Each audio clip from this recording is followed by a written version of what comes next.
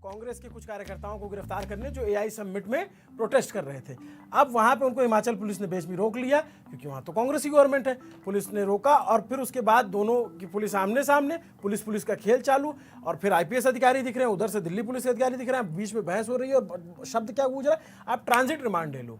ये transit remand क्या है? और उल्टा इसके बाद हिमाचल पुलिस ने दिल्ली पुलिस के अधिकारियों पे मुकदमा कर दिया है, कह रहे हैं कि आप हमारे यहाँ के लोगों को अगवा कर रहे हो। ये खेल क्या है? खेल ये है कि अगर एक स्टेट से दूसरे स्टेट में जाकर के पुलिस कोई कार्रवाई करती है और वहां से किसी को गिरफ्तार करती है, मान लीजिए कोई वांछित है लखनऊ का और उसे राजस्थान के जयपुर में जाके गिरफ्तार करना है, तो उसमें वहां के लोकल थाने को इन्फॉर्म करना होता है, उनका जीडी में जो उनका जनरल डायरी होती है वो मेंटेन होती है।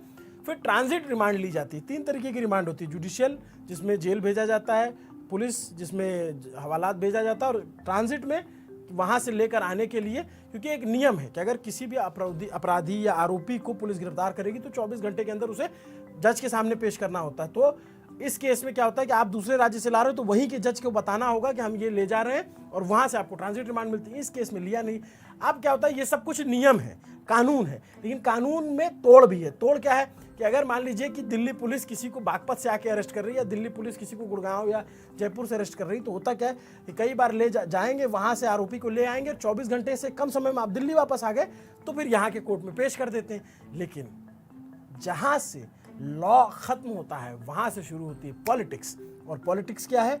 एक राज्य में अलग सरकार है, दूसरे राज्य में अलग सरकार है। इसीलिए हम पुलिस का खेल देख रहे हैं और शायद यही राजनीति है।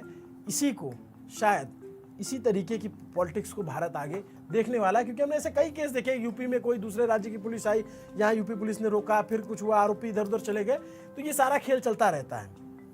ये खेल है और इस खेल पे आप क्या सोचते हैं कमेंट करके जरूर बताइएगा। अभिनव पांडे।